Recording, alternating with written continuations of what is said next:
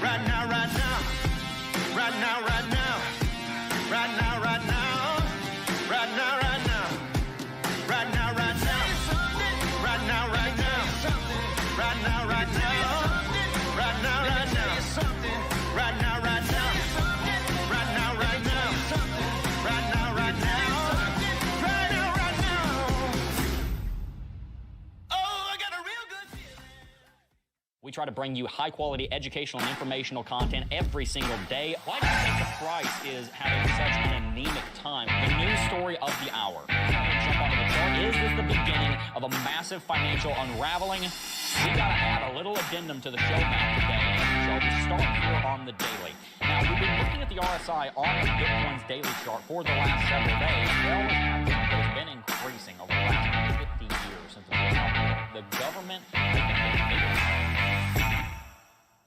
Hey guys, what's going on? Jebb here, and welcome back to Coffee and Crypto. This is your week daily morning show where we bring you the latest in Bitcoin and cryptocurrency, technical, on-chain, and fundamental analysis. And in today's video, today's episode, we have quite a few different updates. There's a lot to cover, both personally, professionally, and cryptocurrency-ally. Over the last several months, we've seen quite a bit of fallout from the doomed failure of FTX, former juggernaut of cryptocurrency transaction capabilities. That cryptocurrency exchange, founded, created, and helmed by Sam Bankman-Fried, obviously went under during the infamous tweet at 11:03 a.m. Eastern Time on November the 8th, when Sam Bankman-Fried said that they were no longer solvent, that they were illiquid. And then 5 minutes later, Changpeng Zhao over at Binance at 11:08 a.m. tweeted out that they were talking about acquiring FTX and making the users whole. Well, once Binance saw that, they decided, nah, fam, I'm definitely not going to buy that because they are going to end up losing a ton of money. And there was an $8 billion hole for them to fill, and it actually would have been a really bad idea for Binance to go in and do that because it would have caused them to become insolvent. But it wasn't just Binance that would have been affected by FTX going under. Binance certainly was affected by FTX going under because it caused such a massive change in the industry. But Binance, at least yet, has not gone bankrupt, and it doesn't seem like they're going to anytime soon. However, there have been a number of other companies that have, most notably BlockFi. However, again, it also seems like there may be about to be another one, and that bank goes by the name of Silvergate. This is a bank with about 433 employees as of yesterday, and they were a consumer bank, basically a customer-facing bank, just like any other bank that had quite a lot of exposure to Bitcoin and cryptocurrencies. They did have a little bit of exposure to FTX as well, and there was a bank run the size of FTX that took place on their books, and they very nearly went under, and they still could. Headline of the hour we're going to talk about today with them is that they just cut 40% of their workforce overnight, and they're about to go through a massive downsizing. And it all has to do with the fallout from the doomed FTX. Is this going to be another catastrophic contagion casualty of the FTX collapse? That's what we're going to be discussing in today's episode, as well as the Twitter data breach. If you guys don't know, 200 million email addresses got leaked from Twitter. I guess it's not all sunshine and rainbows. I guess it's not working just perfectly over there. So we're going to talk about that as well, because that could be affecting you. It could be affecting me. We don't know whose emails are in that list, but we're going to talk about it nonetheless.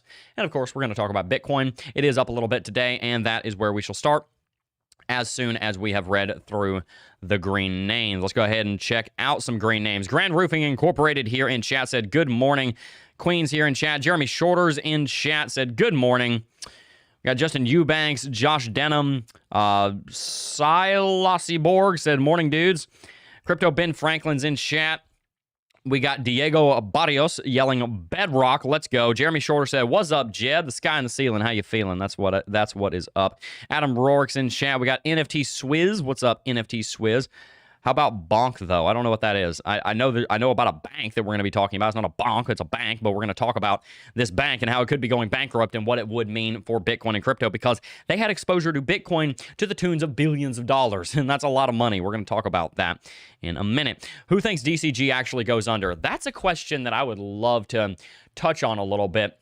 Barry Silbert, founder and CEO of DCG, which owns CoinDesk, they own Genesis, they actually basically borrowed a lot of money from Genesis, and Genesis is also one of the funders of a lot of exchanges earn programs. That's why the Gemini brothers, the Winklevoss twins, are so upset at Barry Silbert, because DCG, if I have this right, owes Genesis $1.675 billion. And because Genesis doesn't have that $1.675 billion, Genesis has a giant hole in their book, about $1 billion large. And so they can't afford to pay out people anything more than what it takes to remain solvent and remain in business.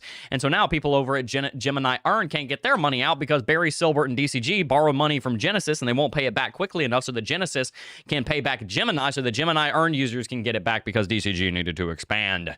Expansion. That's all it is. And that's what we want to look out for, is that greed. We want to make sure we're putting the people first and making sure that, yes, we take care of ourselves, but we also want to make sure we're taking care of our customers at the same time. That is very important. Silent is in chat. Bonk is another dog meme coin, I think. That was what I was thinking. I had a feeling it was a meme coin. Wasn't totally sure. Don't have anything against meme coins. I think they are absolutely hilarious, and I also think it's absolutely hilarious if anybody decides to invest in them until they lose their money, and then that's not very funny. So I would caution you about putting all of your money in a meme coin. It's normally not going to be a very good idea. Lol, he tried to pronounce it right. I did. Silasy Borg. That's the best I can do. He is the Borg. He's come to assimilate. I'm throwing $50 at it. Good morning. All right, well, let's go ahead and jump on over to CoinMarketCap. If you are new here, as I said, this is your morning show. We bring you a ton of information, a ton of breakdowns, and a little bit of rant about crypto and the way that this market is working. So make sure you hit that subscribe button if you have not already. Make sure you like the video as well. Make sure to follow us on all of our social media. You can find the links down in the description box down below. Let's go ahead and jump on over to Twitter. As you guys can see, Bitcoin currently trading at $16,850. 24-hour volume of nearly $16 billion. Love to see it. Market cap still sitting at just shy of $1/3 trillion. I like to tell you guys that every single day, because may we remember that Bitcoin and cryptocurrency is still a juggernaut of a market. This is one of the smaller sectors in the world. When you're talking about the manufacturing sector, the energy sector, all those different sectors, you're talking trillions and trillions and trillions of dollars. Bitcoin and crypto are sitting just shy of $1 trillion, as CoinMarketCap lists up here. If you factor in all the market caps of all the different companies involved, it probably is $1 trillion, because you got Coinbase, which I actually have Coinbase up over here. Coinbase, for example, sitting at $8.73 billion. If you add up the entire crypto industry, not just including the cryptos themselves, but also the companies surrounding them, it probably is about $1 trillion in market capitalization. That's not a small industry, and don't forget, we're still 80% down from all-time high on Bitcoin, 80% down from all-time high on Bitcoin, and that tells us a couple of things. Number one, it tells us that, well, Bitcoin's in a bear market, it's a decent place to buy, and number two, it also tells us that this is a very strong industry, that when all of the interest has left, as much as is going to leave, or almost, there's still a little bit to go, but almost as much of the interest is going to leave has left, you still have Bitcoin trading at $17,000. That's very encouraging. Ethereum sitting here at $1250. And just remember, Ethereum's in a slightly different boat than Bitcoin, because if we look at the chart, Ethereum's actually dropped farther than Bitcoin during this bear market. What we saw happen is Ethereum dropped from $5,000 down to $888. That was an 82% dive. Bitcoin right now is pretty much at the lowest it's been. It's only dropped 78%. I say only, I mean that, in a relative sense, it's quote-unquote only dropped 78%. The point is that Ethereum has actually already seen a much lower low than Bitcoin, so it's possible that Ethereum actually bottomed out in price several months ago, back here in June, and it's possible that it won't go back below 895, 888, whatever the number is you want to use. And not only that, it did also bounce off of the support back here that was built in May of 2018. Yes, we're talking long enough term that those kind of prices come into play.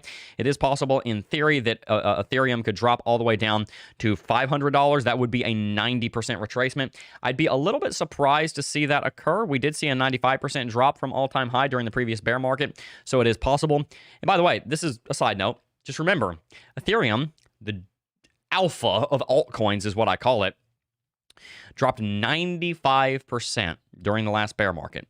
So for everybody who's knocking Ethereum for being down from all-time high, 74%, or who's knocking ADA for being down 92% from all-time high, just remember, Ethereum, yeah, that same Ethereum that at one point was worth over $500 billion, close to $1 trillion, dropped 95% from all-time high, and that wasn't even half a decade ago.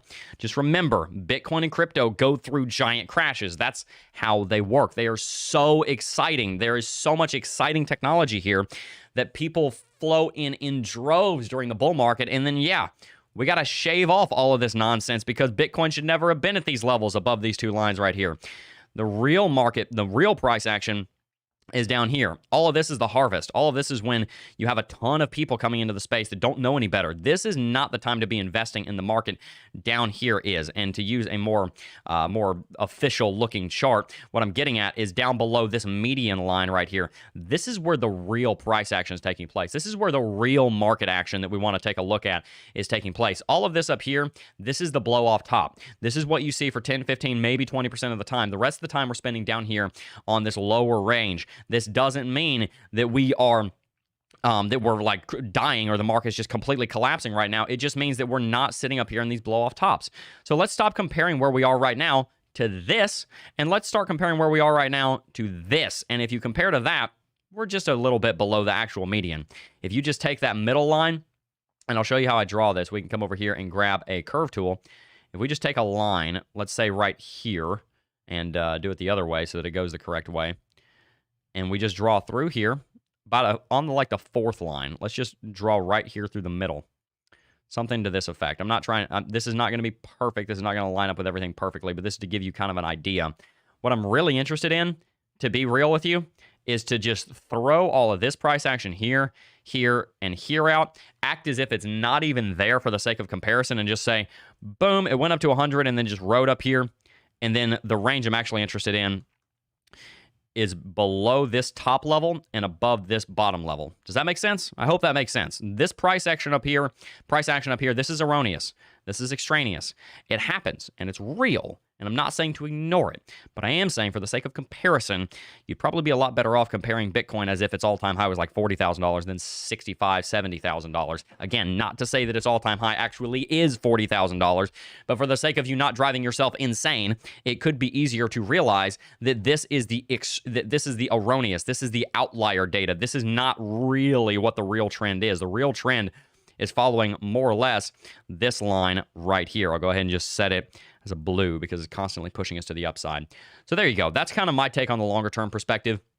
Just remember, guys, Bitcoin goes through massive corrections. So does Ethereum. Nothing to really worry too much about. We've got Binance here at 257. We've got BUSD still pegged to $1. XRP sitting at a third of $1. Dogecoin and Cardano vying for that number 8 position. Both of them sitting within $400 million of each other. They are very much in a tug of war right now. So is XRP and BUSD. And then you have Binance Coin and USDC. Everything else is pretty much locked in to its current position. But let's back up, read chat for just a second, then we're going to jump into this news because I know you guys came to see who was going bankrupt and who might be going bankrupt. They are not necessarily going bankrupt, but they did just lay off 40% of their workforce. We're going to go ahead and talk about them. And the reason I say bankruptcy soon is because they very well could be going bankrupt soon. At the time, we don't technically know that they are, but they, as I just said, are massively, massively, massively dropping. All right, let's see. Red Robbles said, at Crypto Jebb, running a little late. Hope everything is well with the pregnancy. Sending prayers, my friend. Yep, that was a whole clown fiesta yesterday that we're going to talk about. We're okay for now, but we don't know what is really going on. We're going to talk about what happened with that towards the end of the show. I want to make sure you guys hear about the bankruptcy stuff first because that's what you came for, and then I would be more than happy to share a little bit about what took place yesterday with you. If you're enjoying today's stream, smash that like button. Without much further ado, let's go ahead and jump into this bankruptcy news. Okay. Silvergate sold assets at loss and cut staff to cover $8.1 billion in withdrawals, said report. Freeze frame. That's actually a little bit larger, if I remember right, than what FTX underwent. FTX underwent, I think it was about $5.5 billion of withdrawals over a weekend. Over the weekend, the 8th was a Tuesday, so that would have been the 5th and the 6th. They saw about $5 billion of withdrawals. I think it was on November 5th and November 6th of last year. That is what plunged them into bankruptcy because they were in such a terrible position. And, by the way, FTX was a larger company by all accounts than Silvergate is. Silvergate has less employees, has a smaller revenue, has a vastly smaller market capitalization, and if FTX were publicly traded, FTX would have been worth a whole lot more stock price, market cap, same thing, wise than Silvergate was, because Silvergate, as I will show you, has just dropped massively. I think I have it up over here. On the 5-day, you can see right here, just over in this kind of a window right here. Silvergate was trading at $17.30 on this Tuesday, that being 2 days ago. Jumped all the way up to $21 where it was ranging. Before market open, it dropped over 40% in the span of, I mean, literally just as long as it takes from market close to market open. So let's go ahead and take a look at Silvergate over on CoinMarketCap. It's NYSE SI, Silvergate Capital Corporation. Essentially what this bank is, essentially what this company is, well, a bank. And this bank is not doing very well at all. This bank was heavily involved in cryptocurrencies, and there was quite a lot of deposits going on with cryptocurrency that this bank was handling. This bank at one point in time was trading at $250, which, as you can see right here, gave it a market capitalization. Actually, I don't think it'll actually show it here. You'd have to go in here. At one point, it had a market capitalization far, far, far higher than where it was. That market cap was sitting, it's not going to show me right here, but at one point that market capitalization was well in the billions of dollars. Right now they're trading at $400 million market cap. Well, November 8th comes along. Let's go ahead and show you what happened November 8th of last year, because if you'll remember, November 8th, that was when FTX went under. This is what happened. So they were already on a massive downtrend. This bank, again, worth multi-billion dollars. We're talking, what, it would have been worth $20 or $30 billion at its peak in November of 2021. And by the way, this bank is several decades old. This is not a very young bank. This chart just doesn't seem to go back. This bank, I think it'll show it over here. I don't know if it'll show it, but this bank, I think, was founded in 1977. So this is an old bank. As far as pretty young compared to a lot of banks, but compared to crypto, it's very old. If you look here, it essentially fell off the face of the earth after FTX and completely and totally went into a nosedive. And they had $8.1 billion of withdrawals take place in just a couple of days. Well, that essentially caused the bank to go into a flash crash, and immediately after that drop, this bank lost 50% of its market cap in 3 days. By the way, 50% of market cap from that starting point at $52 down to $26, that would have been a shed of about $1.25 billion. So then, of course, it continued moving to the downside, and we're going to talk about why that happened in a second. Essentially, they had to go through debt financing to try and save themselves from going insolvent and bankrupt. Well, that might be happening anyway because, well, there's a little bit of news that came out today. As you can see, pre-market, and actually this is coming into the market, the earnings call dropped. The estimate was $1.08 billion. They missed the mark by 17% at $83 million. If you look back to just a year earlier's earning call, at the same time, they were making $52 million. You see the difference here? Excuse me. I'm sorry. They were making yes, exactly. So they've actually gained a little bit. I'm sorry, I apologize. I had that wrong. They were making, what happened is that they were making a lot of money from the cryptocurrency deposits, and now they've actually lost a lot of that, and now they've had to actually try and recuperate those losses in some capacity, and like I said, they missed that earnings call by quite a bit. So let's go ahead and read the article over here. Silvergate has reportedly laid off 200 members of its staff, and this is actually the big reason why they're dropping. It's not just the earnings call being missed, which is around 40% of its total number of employees. If I remember correctly from my research this morning, they had 433 employees at last count. Again, as I said, this morning they announced that they were cutting their staff by 40% following that earnings call drop, that earnings miss, and also following basically everything they've had to do to try and keep themselves from going bankrupt.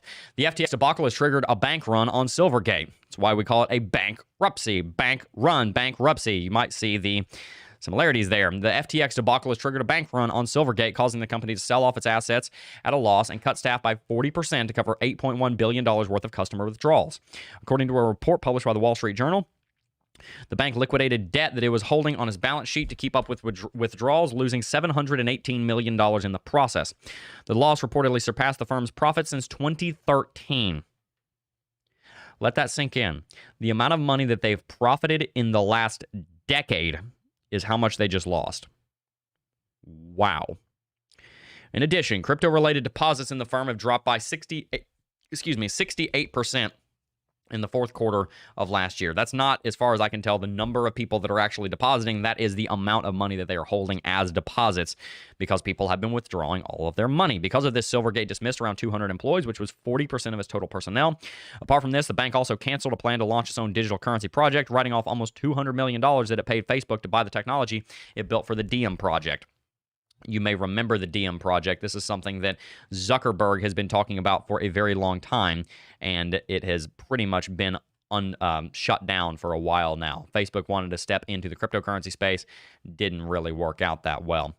Despite this, the bank remains positive in its commitment to crypto and claims to have enough funds to handle a transformation phase. The bank highlighted this, taking decisive action to navigate the current market situation. Yeah, I don't know if I buy it. The bank has been under scrutiny from United States lawmakers because of its ties to FTX and Alameda Research. On December 6th, 3 U.S. senators wrote a letter to Silvergate to probe the bank's involvement in customer losses as the FTX exchange collapsed. The company's role in transferring FTX funds to Alameda seems to be a failure on its end in monitoring and reporting suspicious activity, according to the letter. So as you can tell, it seems that Silvergate was not just wrapped up in FTX because of deposits and because of money in the same way contagion is taking place. It seems like they were mixed up in FTX operationally. Interesting. Read that again. Wrote a letter to Silvergate to probe the bank's involvement in customer losses as the FTX exchange collapsed. The company's role in transferring FTX customer funds to Alameda seems to be a failure on its end. That would be the quote that would jump out at me, and frankly, could mean that Silvergate could come under some kind of federal scrutiny from federal prosecutors at some point in the very near-term future. On December, which they've already kind of have, as the senators are writing to them. On December 16th, a class action lawsuit was filed against Silvergate in an attempt to hold it accountable for its alleged role in the loss of FTX customer funds. The lawsuit alleged that the bank is liable for its involvement in furthering FTX's investment fraud. The rabbit hole goes deeper and deeper and deeper, doesn't it? Moving on here. If you come over here and type Silvergate into Twitter, you can find some things here. Watcher.guru just said, crypto-focused Silvergate fires 40% of its capital here. Let's see. You can see here on Wall Street Journal, a federal judge was ordered to... recently ordered the seizure of about $93 million that an FTX unit was keeping in accounts at Silvergate Capital Corp, according to a court filing. So that's another article there to keep in mind. I'm not going to go too much into that, but Silvergate was probably relying on some of those deposits, $93 million, to finance making sure that everybody else could get paid. Because if you don't remember, the way that this works, the banking sector works, is based on fractional reserve lending. So if you have $93 million deposited in a bank, then they're not going to hold $93 million in a nice little box for you with a lock on it. They're going to hold 15% of that in a nice little box with a lock on it, and then they're going to go loan the rest of it out to mortgages, to car payments, to credit cards, what you name it, whatever it is. So whenever a bank has to cough up a certain amount of money, that's normally a pretty big deal because they don't always have enough money to be able to do that. Silvergate very clearly does not seem to be in a position to cough up another $93 million because they very well may not have enough assets to cover all of their deposits. We don't know. They haven't released that data. It's a question that we're going to have to keep a very close eye on. So, Ben even tweeted on this. He said, today could be a panic day. So much news in the last 12 hours is honestly hard to keep cover of it all. If Bitcoin holds $15,000 in the midst of DCG Genesis, Silvergate debacle on top of unemployment going the wrong way from ADP, chances the bottom end is in drastically goes up. I would tend to agree with that. I think it's a little bit too early to tell, but he does have a point there that if the bottom manages to hold, considering how much nonsense is going on in crypto, then that could definitely change things. Silvergate Capital, a crypto bank that worked with FTX, is facing a crisis. As you can see, deposits fell from $11.9 billion to $3.8 billion last quarter. Shares are down 40% on the news. So basically what happened today is that the news dropped of how much those deposits fell, and we also saw the news drop of them missing their earnings, and we also saw the news drop of them cutting 40% of their workforce. So just a couple of other things over here. You can see their earnings their earnings over here coming in. Main thing to point out here is just the market capitalization. Market capitalization has massively dropped. PE ratio sitting at 2.92. For any of you guys who follow those numbers, that might be helpful for you. Fact is, they're in dire straits, and this bank could very soon go bankrupt. We shall see what takes place there. That's what I mean when I say that a cryptocurrency, crypto-involved company could very soon be going under. at a bank near you. It's unfortunate. All right, let's go ahead and read some super chats. We got a Mexican Monster. That's quite the name. Hey, Jebb, how do you feel about MXC crypto token project? If you haven't heard of them, you should check them out and give us your thoughts on it. Not familiar, so not too sure about that, to be honest. Let's see. All right, let's read a little bit of chat here, and then we will move right along. They're still printing fiat with the employee retention refund credit, billions going to businesses. Yep. I don't understand why these guys would want to be leveraged so much. Yeah, that's really my point, is that, and this is kind of what I'm getting at, is actually, that's why I brought up the market cap. You have Silvergate here sitting at $387 million in market capitalization. But according to this person over here, and also the other news that we've watched, they've got $3.8 billion in deposits in crypto, and they had to scramble to make up for the $8.1 billion difference. What if people keep withdrawing? That's kind of my point, is that they look like they are very, very, very much in dire straits, and if people keep withdrawing, they will go insolvent and they will go bankrupt. If that takes place, that could have a huge knock-on effect on Bitcoin, because the amount of Bitcoin that they have, number one, some of it would get sold, but number two, the other part of it would get locked up, and neither one of those things are a good thing. We want liquidity on the market, but we also don't want to get dumped on the market all at once. So if it does go bankrupt, well, then they might sell off 10,000, a bunch of money worth of Bitcoin. We don't really know.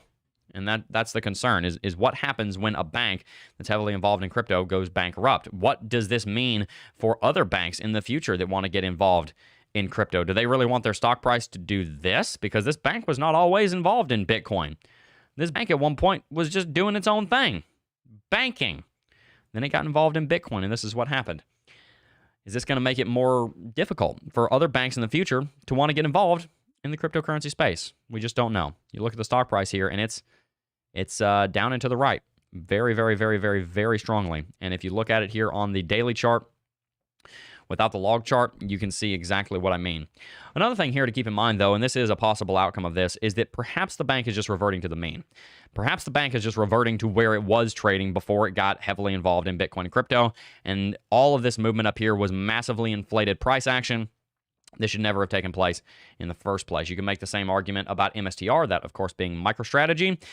We've interviewed Michael Saylor here on this channel before, and he is a big proponent of Bitcoin and cryptocurrencies. But perhaps we're seeing something similar to what was going on at MicroStrategy, which is that MicroStrategy has been going through a pretty big drop on the corporate side of things. Sorry, I'm not sure why my computer's not wanting to cooperate. My internet's fine.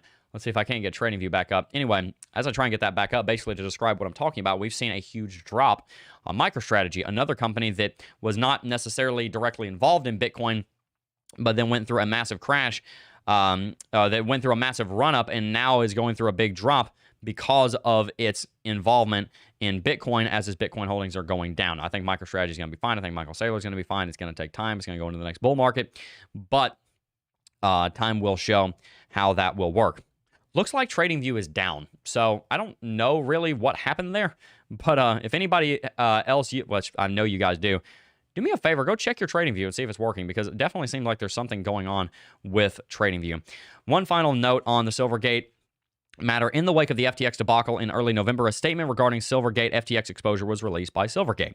In the statement, Alan Lane, Chief Executive Officer of Silvergate, said, "In light of recent developments, I want to provide an update on Silvergate's exposure to FTX. As of September 30th, 2022, Silvergate's total deposits from all digital asset customers totaled $11.9 billion, of which FTX represented less than 10%. Silvergate has no outstanding loans nor involvements in FTX, and FTX is not a custodian for Silvergate's Bitcoin collateralized SEN leveraged loans. To be clear, our relationship with FTX is limited to deposits."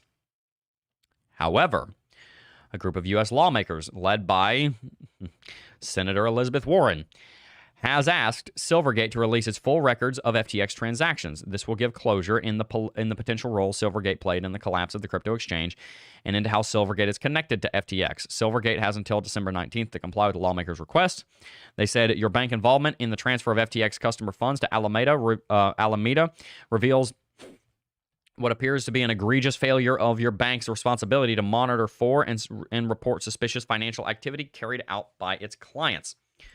In wake of the FTX collapse, Lane has released a statement. In the statement, Lane said Silvergate takes risk management and compliance very seriously, and also claims extensive due diligence on FTX and Alameda Research was conducted. It has been a very difficult few weeks for the digital asset industry, as we have all come to terms with the apparent misuse of customer assets and other lapses of judgment by FTX and Alameda Research. There's also been plenty of speculations and misinformation being spread by short sellers and other opportunists trying to capitalize on market uncertainty. And of course, this article was written a little while ago. It said, will FTX impact Silvergate? I don't know. You tell me what you think. Has FTX impacted Silvergate? It's impacted a whole lot of things. It's impacted many of the banks near you, and has definitely impacted the cryptocurrency market as a whole. So let's tie this into a bow. What's going on here? Essentially, you had a bank that is far older than the cryptocurrency space. If memory serves me right, they were founded in 1977. Last count I saw, they had, according to Wikipedia, now this could be a year old, this could be 3 months old, I'm not sure exactly how up to date that number is. They had 433 employees. That sounds about right, because they're being told that they're saying they're cutting their workforce by 40%, and they're laying off 200 employees. That gives their total amount of employees before the layoff between 450 and 500. Simple math, right? So, why is that happening? Well, Silvergate was a bank that started to take customer deposits in cryptocurrency. They started to, not exactly customer deposits in cryptocurrency, they started to provide cryptocurrency services to their different consumers.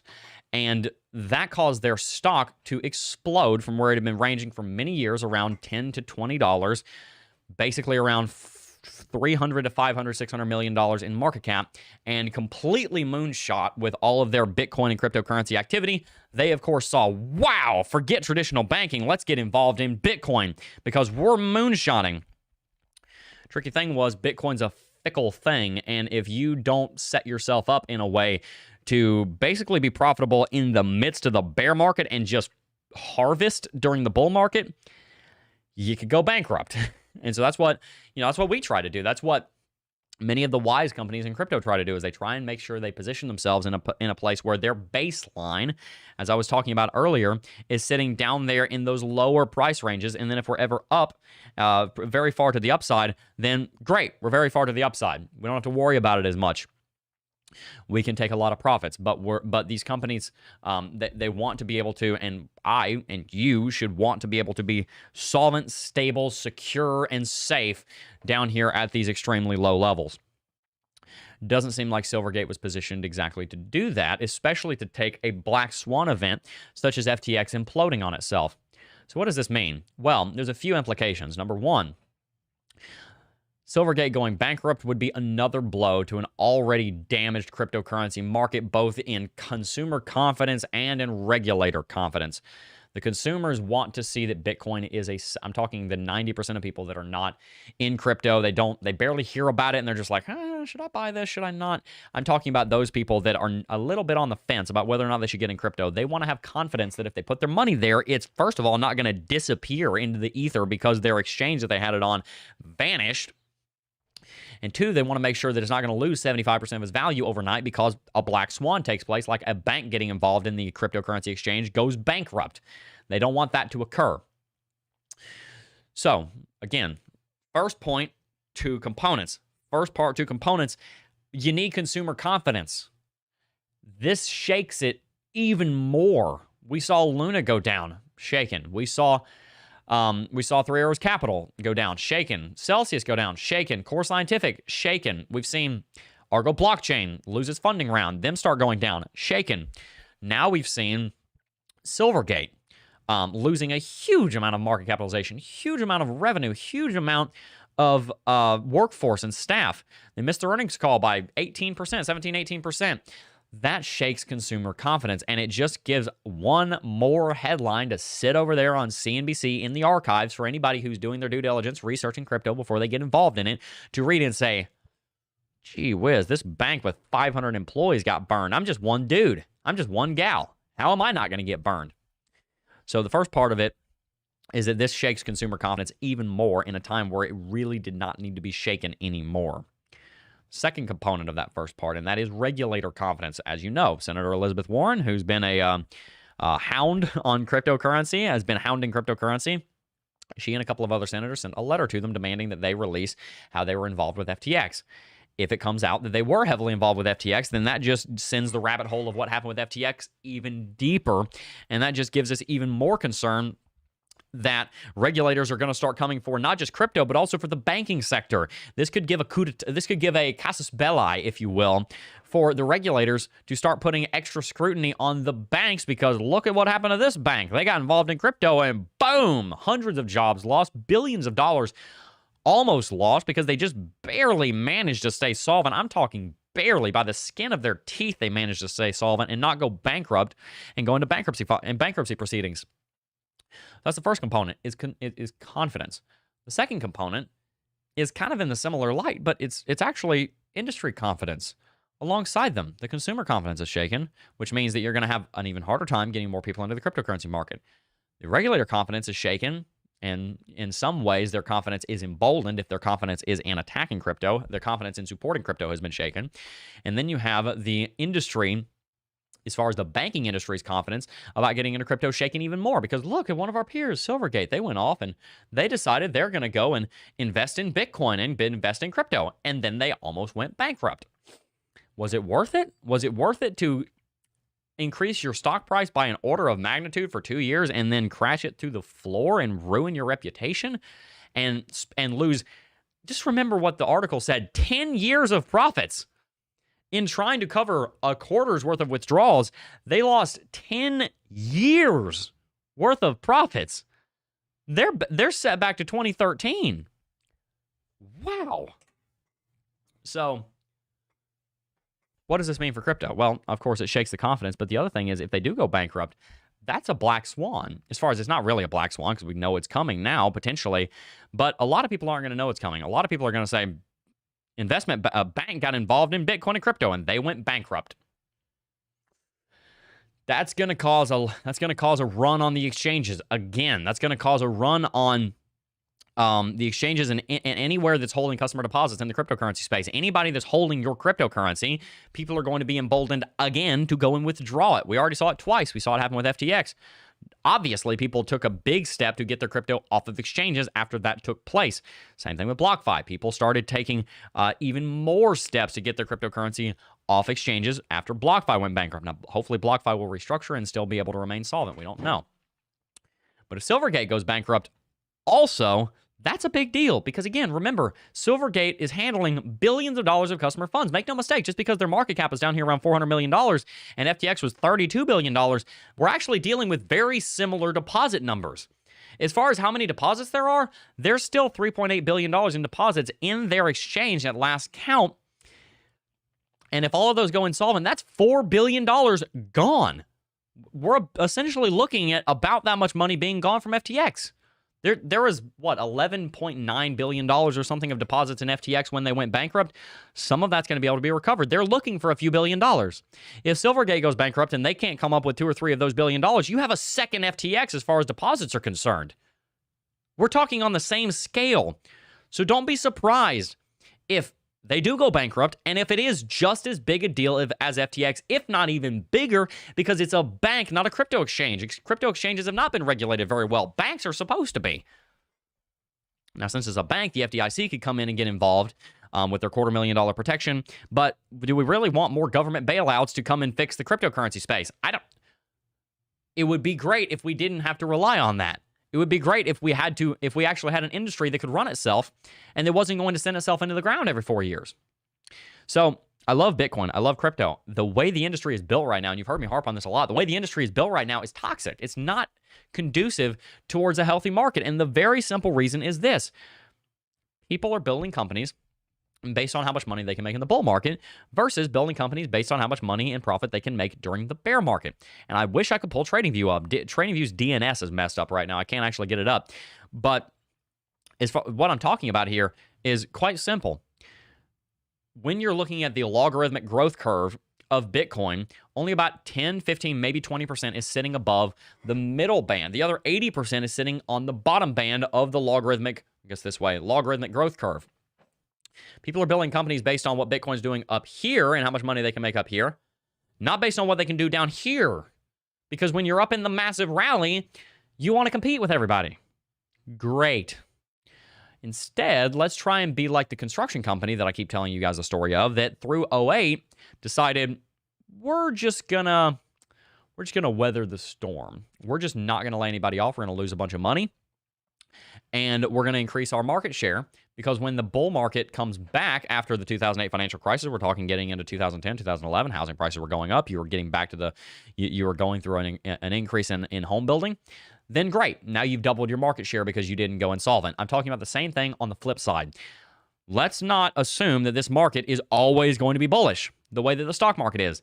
Let's assume this market's always going to be more or less in a bear market accumulation phase, because that's where it spends 80% of its time anyway. And then be happy when it's in a bull market instead of building based on the time it's in a bull market. And every time we go through a bear market, 80% of the companies in Bitcoin go bankrupt and leave. We'd have a much more stable industry if people were harvesting during the harvest rather than trying to assume that it'll be summer all year. A farmer doesn't pretend he's a farmer in anywhere but Florida, because, I mean, you can grow almost year-round in Florida and other parts of the tropics. But a farmer in most of the, the wheat belt in different areas of the world, they understand that there's going to be snow on the ground for 3 months of the year, 3-4 months of the year, 2-3-4 months of the year, whatever, wherever you are. You don't build your farm assuming, yeah, I'll be able to grow wheat. I'll be able to grow corn. I'll be able to grow cotton. I'll be able to grow tobacco, and I'll be able to grow this stuff year-round. That's stupid. You will lose your butt doing that, because you can't grow when there's snow on the ground. You can't grow when it's 25 degrees outside. You grow during the growing season. You make profit during the growing season, and you use the other 3 seasons, the other 75% of the time, 50% of the time, again, depends on where you live, to build the infrastructure to support the season of harvest. In crypto, we've been building the industry based on the idea, the naive idea, that it'll always be this bullish. It'll just go up and to the right forever. It's not the way it works. You have to be able to have a downsize plan, a 50%, 50, 60, 70, 80% revenue reduction plan if you're in cryptocurrency, because it's going to come, and you got to be ready for it. And if you're not ready for it, well, let me introduce you to one of the chief culprits right now, Silvergate. Case in point. Anyway, let's go ahead and read some chat. Really appreciate you guys tuning in and checking out the stream. If you're new here, consider hitting that like and subscribe button. Really appreciate all of you guys tuning in. Elon lost more money than anyone ever. Yes, I was talking about that this morning. He's the first human being in human history to lose $200 billion. That's like an accomplishment. That reminds me of this kid that I knew in middle school. I definitely will not say his name, but he got pulled aside by our teacher one time. This is in 7th grade, and this isn't a funny story. This is actually a sad story, because there was probably something going on in the kid's life. But the teacher pulled him aside and talked to him, and I overheard, and it was like 3 months into the semester, and he had a 0 in the class, like totally a 0 in the class. And at the time, I thought it was funny, because, I'm in 7th grade, like, how in the world does he have a 0% in the class for 3 months on? Now I'm older, and I'm realizing something was probably going on at home. But nevertheless, I mean, it's kind of it's almost like you kind of have to try to do that, to get a 0 in a class. You kind of have to try to lose $200 billion. I'll never lose $200 billion in my life.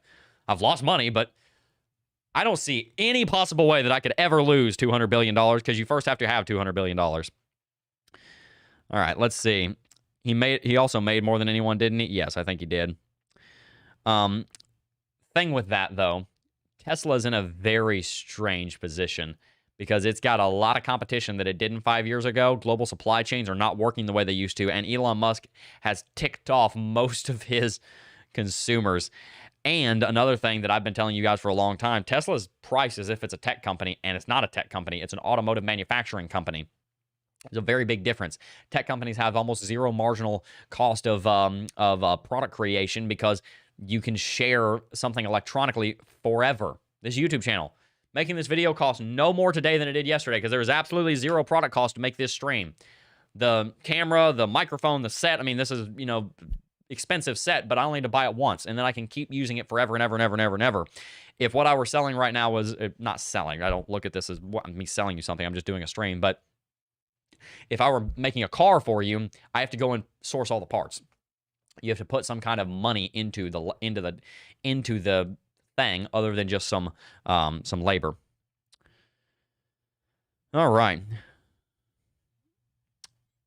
Fensov Sarah. Yes, absolutely. Fensov Sarah is resting right now, and trying to take it very easy. I'm going to talk about that a little bit later. Hopefully you okay?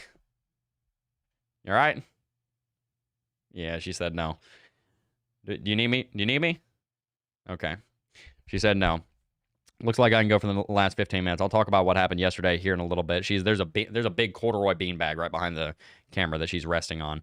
That's my wife I'm talking about, by the way.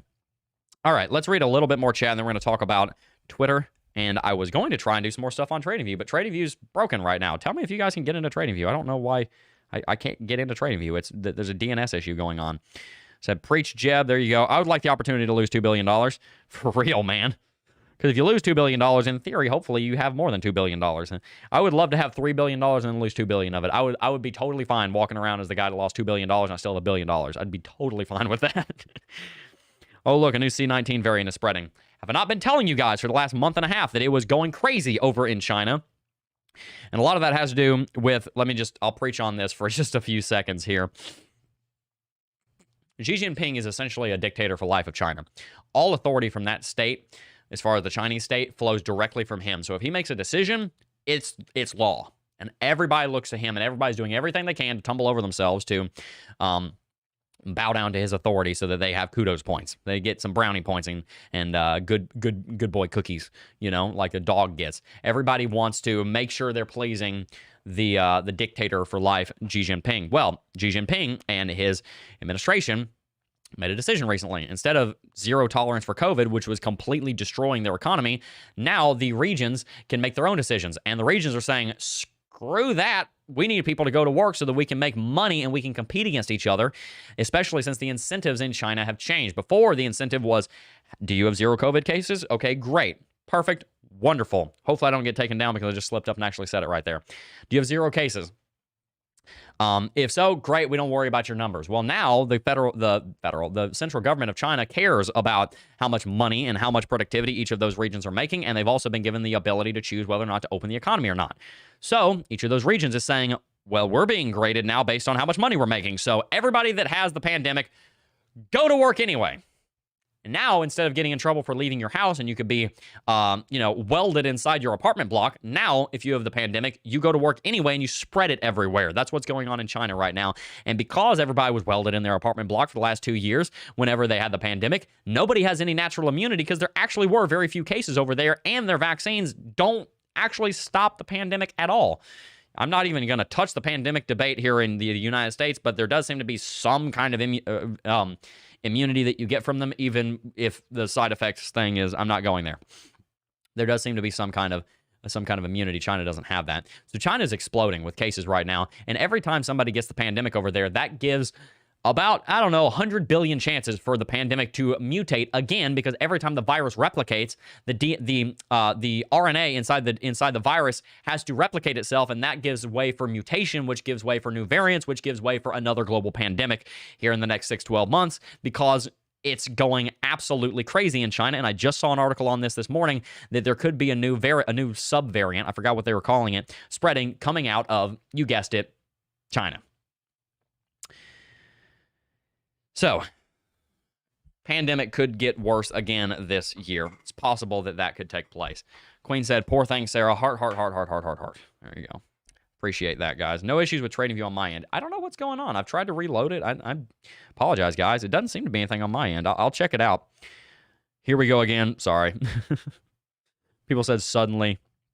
I'm not sure. Did I say suddenly about something?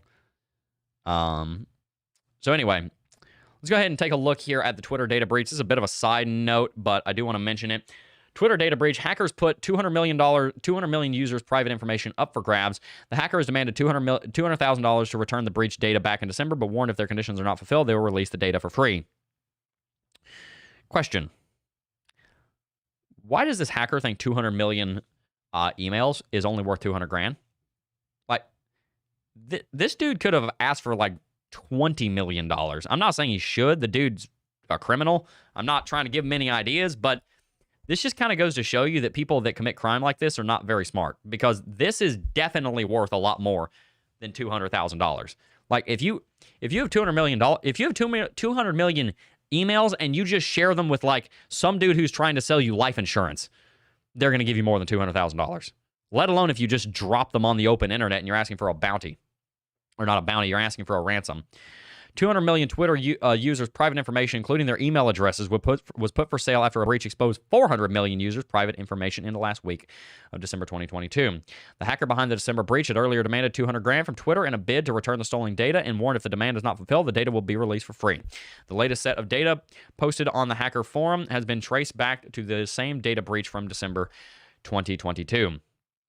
I'm not going to read all of this right now. I don't have time, but you can now narrow this down if you would like. Essentially, the number dropped because there were a lot of duplicates and also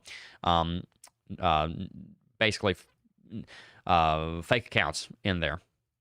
It looks like I can't get into Twitter either. Okay, great. Nothing's working on my end right now, internet-wise. Breaking. Hudson Rock discovered a credible threat actor is selling 400 million Twitter users' data. The private database contains devastating amounts of information, including emails and phone numbers of high-profile users such as AOC, Kevin O'Leary, Vitalik Buterin, and more. And you can even see in this list over here, if you just kind of look in here closely, there's some pretty big names on here. Donald Trump Jr., Markiplier, Kevin O'Leary TV, Linus Tech Tips, Justice Government, Neil deGrasse Tyson, China Daily, whoever that is, Piers Morgan, Vitalik Buterin, Scott Morrison. I know, like, all of these names. These are names that you recognize. SpaceX, AOC. Oh, we got a username up here. No, I'm kidding. That's the table. But the fact is, that's a pretty big deal and something that we want to keep an eye out for. Definitely look into this more to see if your personal information is in there. Ian Linkletter, it's an interesting name, said, I went to change my email address and Twitter isn't working. The hack puts activists and whistleblowers in danger. A hacker allegedly leaks a data set containing email addresses of 200 million users' Twitter data. And this is, of course, a developing story. Some of the popular and known names and entities include Sundar Pichai. You may know him, Donald Trump Jr., SpaceX, CBS Media, the NBA, and the WHO, the World Health Organization. The data breach vulnerability has been patched now, but tracing back the hack, it seems the same vulnerability was used for another exploit in July 2022. The hacker also noted the analysis of original files, dates, and account creation dates strongly suggests that this was collected from early November 2021 through December 14, 2021, indicating that whoever has this has been sitting on it for a year. That leads to the question, why are they doing this now? Think about that. If there's a hacker that had this information a year and a half ago, why are they just using it now? Might give you some insight as to why they're only asking for $200,000. Could it be, and this is a tinfoil hat conspiracy here because I have no idea, but could it be that somebody knows this guy and is telling him, release this now because there's not any more FUD about Elon Musk over at Twitter right now because that news kind of dried up. This is fresh FUD for Twitter, and this FUD has been being sat on for over a year, but just now it decides to come out. Not in the middle of, not in the middle of the takeover, not in the very beginning of the Twitter files, but just now is this being dropped. Really, really interesting, the timing there. And it's even more interesting considering the fact that they don't seem to be wanting much money. So maybe the money isn't the reason that that's being dropped or that that's being leaked. Anyway, I don't have social media and never will for lots of reasons, and this is definitely one of them. Yeah, I'm not a big fan of that either.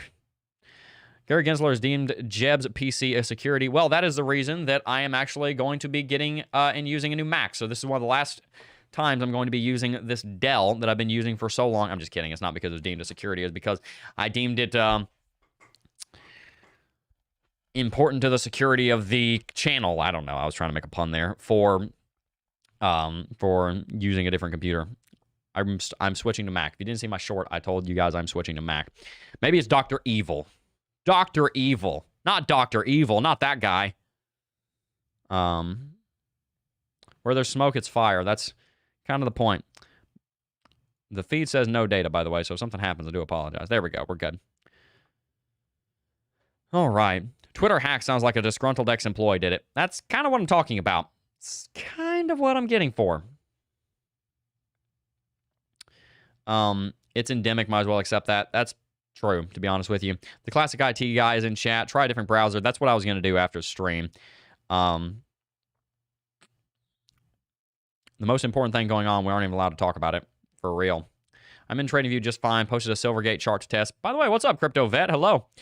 Matt C said, got to move early today. Have a great day, everyone. Have a great day, everyone, for sure. We're going to go ahead and wrap out here in a little bit. But first, I want to give you guys a bit of an update. As you guys know, I was telling y'all yesterday that Sarah was having a multitude of contractions. And so we're 25 weeks pregnant today. Viability for a baby is 24 weeks. So this is extremely early for a baby to come. Babies are supposed to come between 38 and 40 weeks gestation. That's what they call being at term. That's what it means when they are basically fully developed and ready to come out into the world. They're normally over 5-6 pounds, between 6 pounds 10 ounces and 8 pounds 5 ounces, somewhere in that range is what you expect a baby to come out as. Well, our daughter is not anywhere near there. Our due date is in the second half of April, and right now she's barely 2 pounds. So Sarah was having contractions every 15 minutes before the stream started yesterday, and so she asked me to go ahead and do the stream, that she'd be okay, and she'd let me know if we needed to do something or go to the hospital or whatever. So we did, and I was ready, and I was ready today also to kind of jump off the stream if I had to go at any moment. So yesterday, we talked to a doctor. They said, just drink a lot of water. Start drinking a lot of water.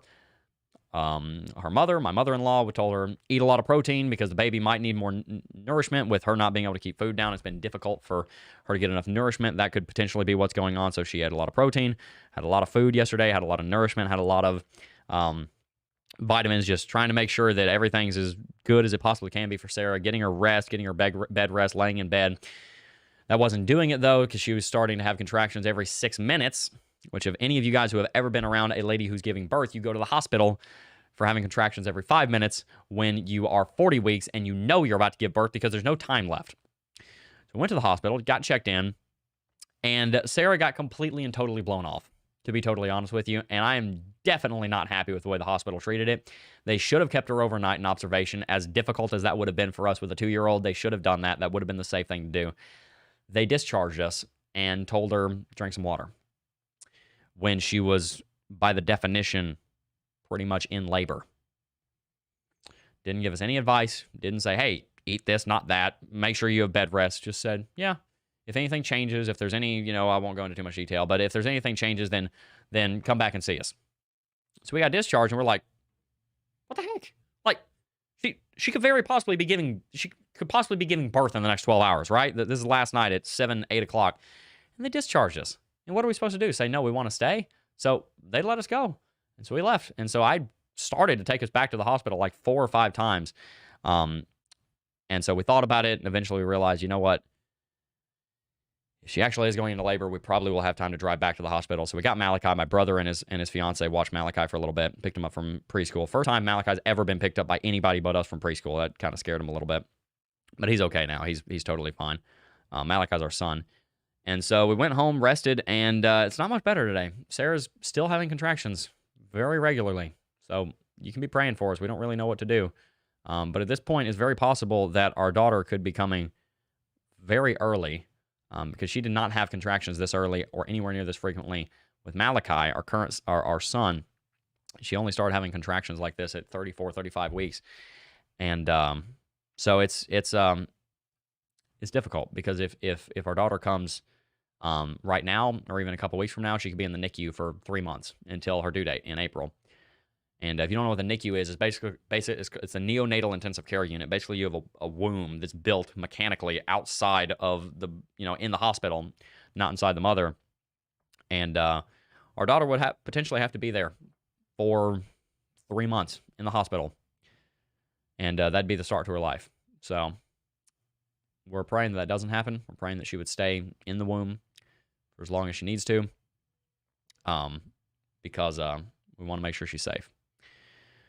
So yeah, we like I said, she's basically on bed rest right now, and Malachi's at preschool, luckily. So take your new setup to the hospital. Yeah, I mean it's really convenient that I got everything I need for the home set in yesterday. It's all sitting on the front porch. I got to go get it, so I can take the set anywhere I want on my back. Really looking forward to that. And when our daughter does get here, I'm probably going to be working from home quite a bit. We'll see what happens. Don't really know what's going to happen, but we're praying that everything will work out, and that, yeah. So anyway, is what it is. Is what it is. Praying for you and Sarah. Thank you. Can't believe they're not taking this more seriously. Yeah, I know. No, I know. And I did pitch a little bit of a fit, but ultimately there's not a whole lot you can do. And it's crazy. Let's read chat a little bit. What up, Jebb? Have a great day, everyone. I have to bounce as well. See everyone tomorrow. Later, Crypto Vet. Good to see you, man. God bless you and Sarah both. I hope and pray everything goes perfectly for you. Thank you. Thank you. Praying for you and your family, Jebb. When people said thank you, when peoples and everybody. Sending all the good vibes your way to your family from north of the polar circle, said Just Ray. What's up? I'm praying for you both. Colin McDonald said, oh my gosh, put Sarah in bed and wait hand and foot on her. That's exactly what's going to happen. She's basically going to be on bed rest, and I'm going to be taking care of her the best I can. At Crypto Jebb, Miss Sarah, you are a blessing. Stay strong. Thanks for being so open. May the good Lord bless. Amen. Your daughter will be fine. Yes, I believe she will. I've had confidence since about 3 weeks, since she was about 3 weeks old, that she was going to be completely and totally fine. I have a supernatural peace from the Lord that I didn't with our previous pregnancies that we unfortunately lost, that our daughter's going to be totally fine. And I had that confidence back when we were about 3.5 weeks. Now we're 25. So yeah, we're going to talk to the OB, figure out what's going on today, spending a lot of time on that. I basically took the afternoon off yesterday. We'll see what happens. Anyway, I'll try and keep you guys up to date as much as I can. Please bear with me. Obviously, I have things that are of paramount importance going on in my personal life right now that I must attend to and I will attend to. And so I will do my very best to make sure I don't miss the stream. But I think you guys understand that I have to make sure that things are taken care of the way they should be. My oldest was born early at 3 pounds, 3 ounces, although it was terrifying. Our medical system is amazing. He's 19 now and going on strong. Yeah, no, that's absolutely true. We do have a very wonderful medical system that can help with that. Anyway, really appreciate all of you guys tuning in. I am going to have to wrap it out and head out. Before I go, though, guys, I do just first want to thank each and every single last one of you for watching. As always, I'm going to try with my left hand today. And I will see you guys in the next video. Peace. Oh!